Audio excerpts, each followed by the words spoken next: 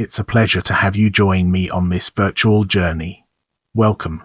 Welcome to our channel, where today's focus is all about Beet necrotic yellow vein virus.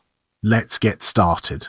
Beet necrotic yellow vein virus BNYVV is a plant virus transmitted by the plasmodiophorid Polymyxa betae. The BNYVV is a member of the genus Benyvirus and is responsible for rhizomania, a disease of sugar beet rhizo, root, mania, madness that causes proliferation of thin rootlets, and leads to a smaller taproot with reduced sugar content. Infected plants are less able to take up water, and wilting can be observed during the warm period of the year. If the infection spreads to the whole plant, vein yellowing, necrosis and yellow spots appear on the leaves, giving the virus its name. As we enter this new phase, let's navigate the complexities of hosts and symptoms and discover its practical applications. BNYVV infects all of the following species: Beta vulgaris beetroot, Beta vulgaris V, Cicla, Beta vulgaris V, Rubra, Beta vulgaris V, Saxifera sugar beet, Chamomile recutita common chamomile, Chenopodium goosefoot, Chenopodium quinoa, Sicorium intybus chicri, Cirtium avens creeping thistle, Convolvulus avensis binweed, Datura stramonium jimsonweed, Discrania sophia flixweed, Heliotropium europeum common heliotrope, Nicotiana tabacum tobacco, Plantigo major broad-leaved plantain, Raphanus drum wild radish, Spinacia oleracea spinach, Tetragonia New Zealand spinach, Tribulus terrestris puncture vine, Bronica hedrifolia and Xanthium strumarium common cockleba. The plants that suffer infections from BNYVV in the most abundance are all the subspecies of Beta vulgaris, specifically Beta vulgaris V, Saxifera sugar beet, and Spinacia oleracea spinach. In Beta vulgaris V, Saxifera sugar beet, symptoms are most often local in the roots and leaves, but can be found systemically on rare occasions. Symptoms are seen differently depending on when the infection occurs in the plant.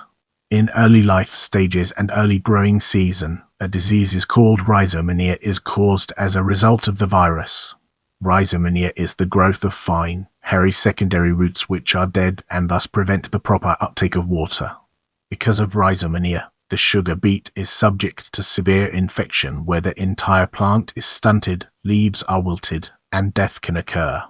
Due to the severity of an early onset infection, the most common symptom of BNYVV, yellow mosaic on the leaves, is rarely seen as the plant often dies before the virus can spread. For mid-season and less severe infections, rhizomania results in the storage root rotting and constricting, causing the root to swell near the crown. In this case, rhizomania doesn't cause the plant to die, which allows the virus is able to make its way to the leaves, resulting in yellow-pale discoloration, proliferation, and upright growth. In late-season infections, both roots and leaves appear asymptomatic. Spinacia oleracea spinach can also be infected by the same strand of BNYVV. For this plant, complete infection of the plant can occur in as little as 4 weeks, causing yellow-green vein clearing on young leaves, stiff and crinkled leaves, necrosis, stunting, wilting, and possibly death. Unlike the sugar beet plant, systemic infection is almost always seen in spinach due to easy transmission through the plant's roots. Recent studies have indicated a link between the BNYVV gene and virus accumulation in BNYVV infection. Plants expressing the BNYVV gene exhibited significantly higher viral titers at lower temperatures when compared to controls, highlighting a temperature-sensitive mechanism. At ERK, however, this effect was greatly diminished, suggesting temperature-dependent gene function in relation to BNYVV infection. As we progress, let's zoom in on environment and examine its role in shaping our overall narrative. BNYVV was first discovered in Japan during the ERS and in Italy circa 1959. In the following 2 decades, the virus had spread to Central, Eastern, and Southern Europe. Currently, the virus is found in 22 European countries, 6 Asian countries, and select states of the United States of America: Idaho, Nebraska, New Mexico, Texas, Washington, Wyoming. Because BNYVV is a virus, It can't move on its own, thus making a vector or other modes of transportation a necessity for it to infect multiple hosts. The most common way for the virus to be dispersed is Polymyxa beta, a plasmodiophorid fungal-like vector.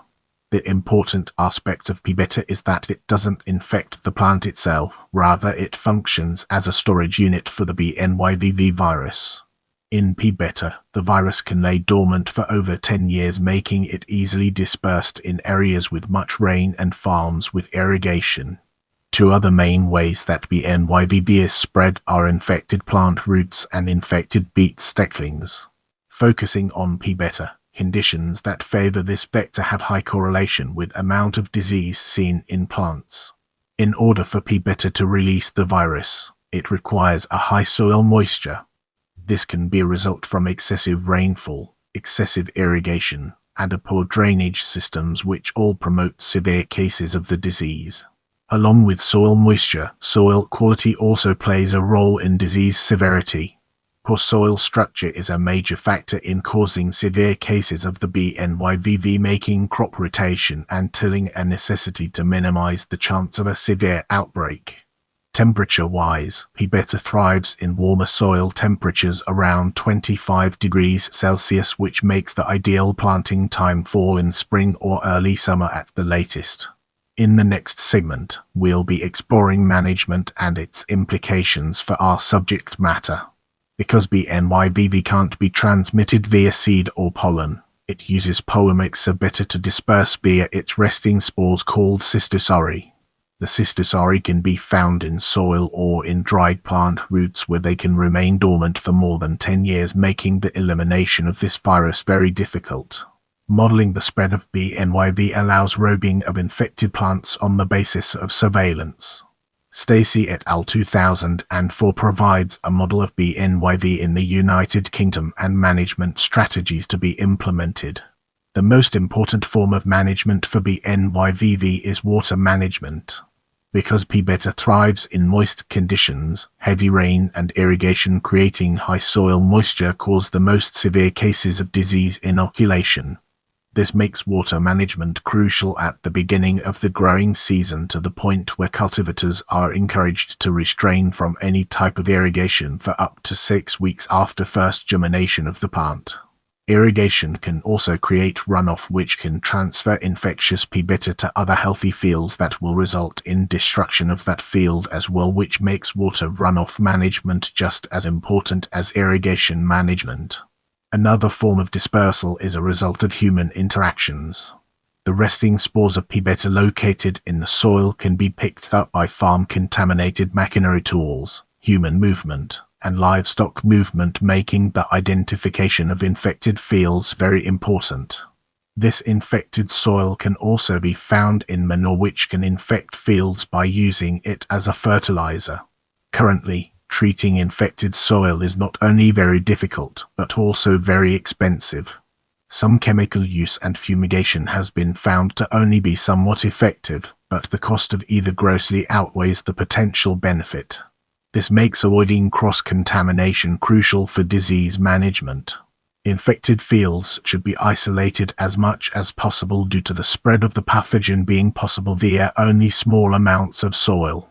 Due to P. beta being very difficult to kill, if avoiding contaminated soil is not possible, then the use of disposable or rubber footwear is advised in order to ensure proper cleaning. Cleaning of footwear and machinery should be done at the infected site due to the little amount of pathogen it takes to start a widespread infection. Due to the difficulty of managing P. beta, the most promising form of management is the pursuit of resistant crops. There has been a focus on 2 genes in particular, was from B. vulgaris sp. vulgaris and was from B. vulgaris sp. Moritimer.